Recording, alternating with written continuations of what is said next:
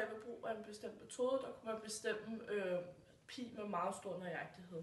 Og ved brug af metoden, der viser han, at pi det ligger mellem 3 10 71 dele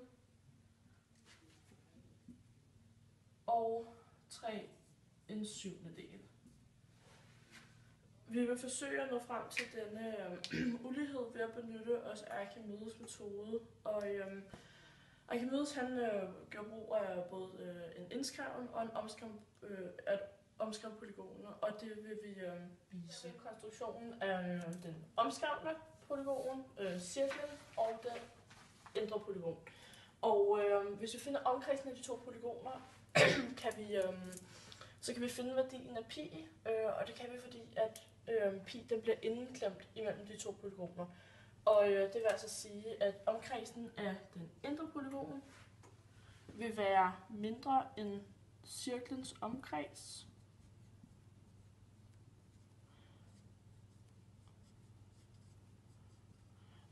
Og cirklens omkreds den vil være mindre end den omkredsen af den omskrevne polygon. Og formen for den omskrevne polygon er antal 2 gange antallet af sider gange en halv side. Og omkredsen af den lille polygon, den er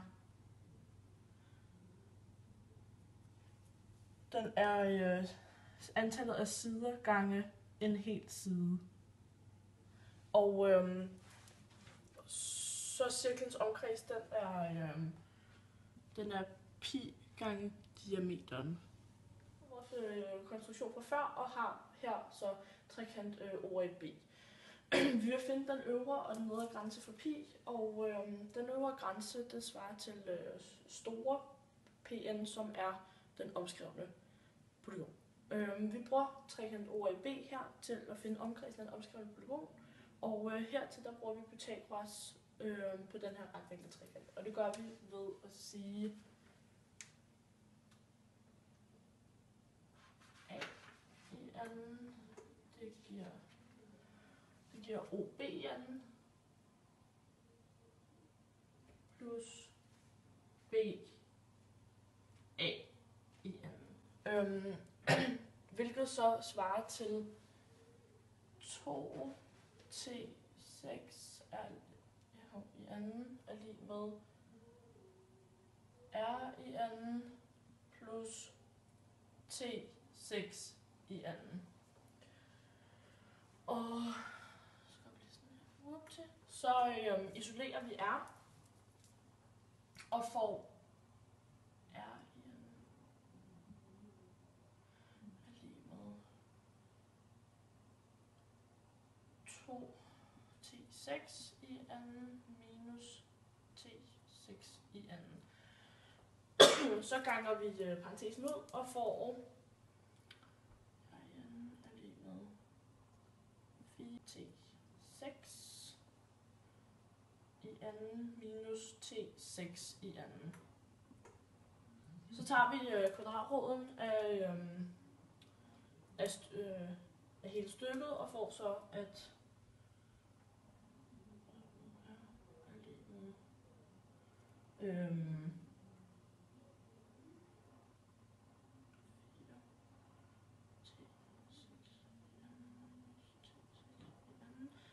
hvilket så giver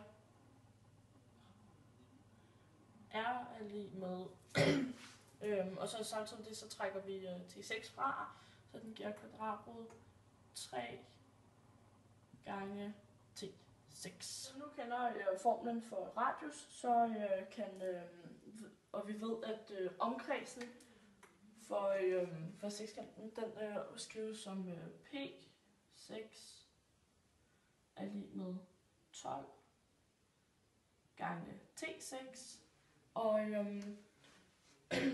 hvilket det svarer så til 12 gange radius divideret med kvadratrod 3, fordi vi så herover har isoleret T6. Og så indsætter vi så det, vi har fået T6 til på herovre på T6-pladsen her. Så ganger vi så 12 ind, det vil sige, at vi får, at den hedder 12 gange radius divideret med kvadratrod 3. Og vi ved, at 12 radius det svarer til 6 diameter, så derfor så får vi, at P6 er lige med 6 gange D divideret med kvadratrod. Omkredsen af det indskrevne polygon finder vi ved at sige lille p n er lige med n gange sn. Og sn det er sidelængden, og n det er antal sider. Og vi har 6 sider, så vi skriver p6 er lige med 6 gange s6. Og vi ved, at s6 det er lige med radius, så vi omskriver det til p6 er lige med 6 gange radius, som vi så igen kan omskrive til p6 er lige med 3 gange med diameteren, fordi at diameteren er 2 gange radius. Ja, det skal vi så skrive op i, det er så vores nedre grænse for pi, så vi skriver det op i vores ulighed, der så hedder 3D er mindre end cirklens omkreds, som er mindre end 6 divideret med kvadratrod 3 gange med d. Og cirklens omkreds, det er så pi gange med diameteren. Så hvis vi dividerer med diameteren, så får vi heroppe på den her side, så står der bare 3. Så i midten kommer der til at stå pi. Og herover kommer der så til at stå 6. 3. Bum. Ja. Hvad vil være igen? Det filmer vi. Okay. Ja, så kigger vi på uligheden, og så ser vi her på den omskrevne sekskant, at den kan forbedres ved at halvere siderne, fordi sidelængden er stykket hele vejen rundt, og jo mindre siderne bliver, jo tættere kommer vi så på på en cirkel i vores polygon. Så vi kan se, at sammenhængen mellem endkanten, som er den her, og 2-endkanten, den kan skrives ved formlerne r divideret med t 2 n med a n divideret med t n plus r divideret med t n, og at a2n divideret med t2n er lige med kvadratroden af r divideret med t2n anden plus sådan der. Og det gælder, fordi at vi benytter os af Euklids sætning, som siger, at hvis en vinkelhalvering, så vil segmenterne af de to modstående sider være sammenhængen mellem de to andre sider i trekanten. T2n, som er vores sidelængde af 12-kanten fra vores sekskant, så vi løser ligningen ved først at sige an divideret med tn, og til det har vi vores formel her, som er a6 divideret med t6, og så forlænger vi så hernede, dobbelt så langt, sådan her, og laver derved en ligeside trekant, som så har a6 som den ene side, og t6 som så kun er det her stykke, altså den anden side, så vi har, at a6 er lige med 2 gange t6, og derfor kan vi sige, at a6 er lige med, divideret med t6, er lige med 2. Og vi har for vores formel tidligere, at r er lige med kvadratrod 3 plus t6, hvor vi så kan dividere med t6, så vi har, at r divideret med t6 er lige med kvadratrod 3. Yes. Det putter vi så ind i vores formel herover, så vi får, at r divideret med t2n er lige med 2 plus kvadratrod 3 og 2 der, og kvadratrod 3 den form. Yes. Det smider vi så ind i formlen for 12-kanten her, for at regne den ud, så vi får, at A2n divideret med T2n er lige med kvadratroden af 2 plus kvadratroden 3, anden plus 1. Og når vi skriver det ud, så får vi, at det bliver kvadratroden af 8 plus 4 kvadratroden 3. Yes. Så ved vi for tidligere, at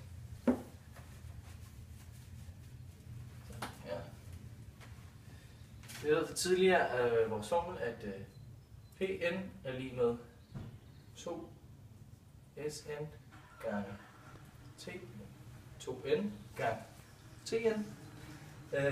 Og det er i vores 12-kant, så er det så P af 12 er lige med 2 gange 12 gange med T12. Og vi har vores T12 fra her, fra vores formel for 6-kanten, og vi har vores radius E, som i en enhedscirkel er 1, så vi kan skrive, at P12 er lige med 24 gange med 1 er divideret med, fandt vi her, 8 plus 4 kvadratroden 3. Er det forkert? Ja. Hvad er det, jeg skal bruge? Du skal bare isolere T'en, og der kommer til at stå R over 2 plus kvadratroden 3. 2 plus kvadratroden 3. Sådan der. Det er sådan, vi gør. Yes, yes. Så har vi 24R, og det ser vi så P12. Jeg ved, at diameteren er 2R, så vi har, at det giver 12 divideret med 2 plus kvadratroden 3 med diameteren. Og det er så altså længden af vores omkredsen af vores 12-kant i den her. Det er så den der. Og så får vi altså den nye pi-værdi til at være den der. Kan du lige læse op, man bliver helt blandet her på smålen? Men 12 divideret med 2 plus kvadratroden 3. Okay. Som så er tættere på end før. Og det er så den form, det er så, vi vil så bruge formlerne her til at hele tiden at fordoble antal sider, og så derved komme endnu tættere på tallet pi. Og Archimedes skriver det så hele vejen op til 96. Yes. Ja, ligesom den omskrevne polygon, så kan man også bruge sådan nogle rekursive formler på den, indskrevne. Og der har vi så allerede skrevet dem op. Sammenhængen her mellem 2n-kanten og n-kanten. Det første, vi gør, det er, at vi vil kigge på vores konstruktion fra før, hvor vi kigger på den indskrevne polygon den her gang. Der tager vi udgangspunkt i trekant OIF. Fordi ligesom før, der vil vi gerne prøve at finde omkredsen af den indskrevne polygon, men den her gang for 12-kanten. Og det gør vi ved, at vi skal først finde nogle værdier. Vi skal finde værdierne Cn og Sn, og d over Sn, så vi kan få den her værdi C2n, S2n, så vi kan bruge den til at finde værdien af vores omkreds for 12-kanten. For at finde værdierne her, der vil jeg benytte mig af Pythagoras sætning her. Og det gør jeg ved at sige, EF i enden er lige med EO i enden plus FO i enden. Hvilket svarer til, at Sn i enden er lige med en halv S6 i enden plus en halv C6 i enden. Vi laver sådan her. Så. Godt. Vi vil jo både gerne have C6 og Cn. Så det jeg vil gøre, det er, at jeg vil starte med at prøve at få isoleret C6. Så der kommer til at stå Cn i enden. Jo. Minus en halv C6 i enden. er lig med en halv C6 i anden.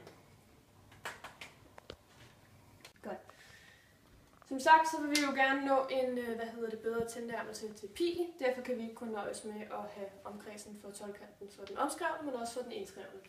For den indskrevne, der er der også nogle rekursive formler, som vi havde før med den omskrevne, som vi kan bruge til at finde, omkredsen af 12-kanten. De viser ligesom før en sammenhæng mellem n-kanten og 2n-kanten. Vi kan se, det her, det er de rekursive formler. Og vi skal altså, for at finde omkredsen af 12-kanten, skal vi have det her resultat. Og for at få det resultat, skal vi både finde Cn og Sn. For at finde dem, tager vi udgangspunkt i vores konstruktion, som vi også havde i starten. Og vi skal så tage udgangspunkt i den her trekant FED, som er en retvinklet trekant, og derfor benytter vi Pythagoras' sætning, som siger, at EF i anden er lig med ID i anden plus DF i anden. Det vil altså sige S6 i anden er lig med en halv S6 i anden plus en halv C6 i anden. Godt. Jo, det vi så gør, det er, at vi ved, at hvis det er, vi tager den her parentes og udregner den, så vil der komme til at stå en fjerdedel S6 i anden. Det var ikke en fjerdedel, det var en halv fjerdedel. Og det samme vil ske herovre, vi får en fjerdedel. Det er en halv C6 i anden. Og herover der har vi så C6 i anden. Det vi så gør, det er, at vi vil gerne have S6 og C6 som hele. Så vi ganger med 4 på hver side, så der kommer til at stå 4 S6 her. Er lig med 1 S6 i anden, stedet i anden herovre. Plus C6 i anden. Godt. Vi vil gerne have isoleret C6, fordi der skal vi bruge heroppe. Og når vi isolerer den, så får vi altså på den her side, at vi har 3 S6 i anden er lig med C6 i anden. Når vi tager kvadratroden af det, så får vi altså, at C6 er lig med kvadratroden af 3 S6. Godt. Det vi så har nu, det er, at vi har værdien af C6. Vi vil imidlertid gerne have den her værdi. Og hvordan får vi det? Jo, hvor er vores svar henne? Den hænger op i hjørnet. Den der, skønt. Jo, vi har jo den her værdi nu, som hedder, det skal vi alt det her ud, at C6 var lig med kvadratrod 3 S6. Godt. Så hvis vi vil finde C2n her, som vi skal, for at finde omkredsen af den indskrevne 12-kant, så kommer den jo faktisk til at hedde S12, fordi det er 2 gange 6 og C12. Jo, den er så lige med C6 over Cn. Det vil altså sige, at vi tager udgangspunkt i det her, jamen så hedder det C6 over S6 plus D over S6. C6 og S6, jamen den har vi jo, hvis det er, vi isolerer S6 her, som værende kvadrat under 3. Og D over S6, der tager vi udgangspunkt i noget, som vi forklarede tidligere, nemlig at S6, det svarer til radius. Og D delt med radius, det er lige med 2. Så der kommer faktisk til at stå her, kvadrat under 3 plus 2. Det er det. C12 over S12 er lige med. Den her værdi, der skal vi så bruge heroppe for D over S2n. Så der kommer til at stå D over, håber jeg kan se, hvad jeg skriver, S12, fordi vi igen ganger med 2 og 6. Det er lige med kvadratroden af sådan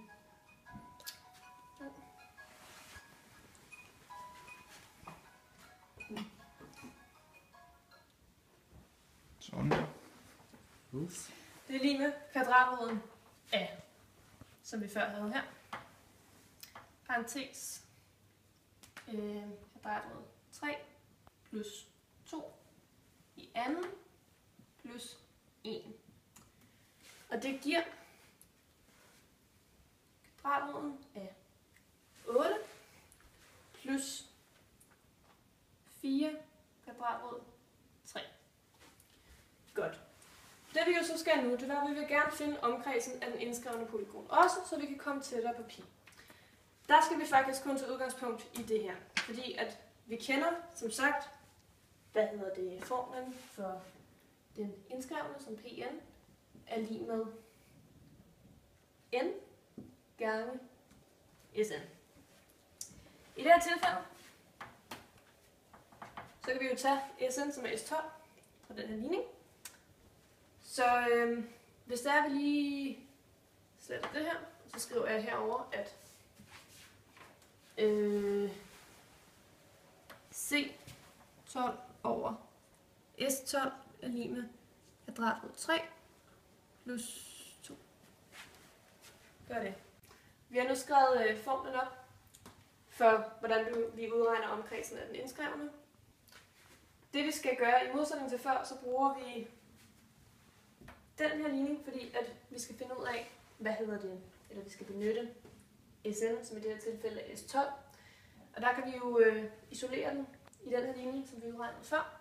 Så der kommer til at stå P12 lige med 12, som er antal sider, ganget med, når vi isolerer her, D over kvadratrod 8 plus 4 kvadratrod 3. Det vi så gør, jamen det er, at vi regner videre. Så der kommer til at stå 12 over kvadratrod 8 plus 4 kvadratrod 3 gange d. Godt. Vi har altså nu fået to nye, omkredse, som vi kan, smide pi ind imellem. Og på den måde har vi altså forbedret vores oprindelige ulighed endnu mere. Og det var også det, som vi forklarede før, at jo flere sider der er, jo bedre vil uligheden blive, fordi jo tættere på en cirkel kommer de to polygoner. Godt. Vi har altså skrevet vores ulighed, som vi oprindeligt fandt ud af op her. Den ulighed, den har vi med vores nye resultater fået forbedret. Som Jo han viser, så behøver vi ikke benytte den længere. Fordi at nu er vores udregning af omkredsen på 2-kanten, det vil altså sige 12-kanten. Så har vi fået en ny ulighed. Netop at 12 over kvadratrod 8 plus 4 kvadratrod 3. Den er mindre end pi, så vi husker at dividere med d her. Derfor så skriver jeg ikke d i vores resultater her. Nå, i hvert fald 2 plus kvadratrod 3. Med decimaltal, som vi ikke har regnet i hovedet, vi har brugt et inspireværktøj, der får vi resultatet af det her til at være 3, 1, 0, 5, 8, 2, 9 er mindre end pi.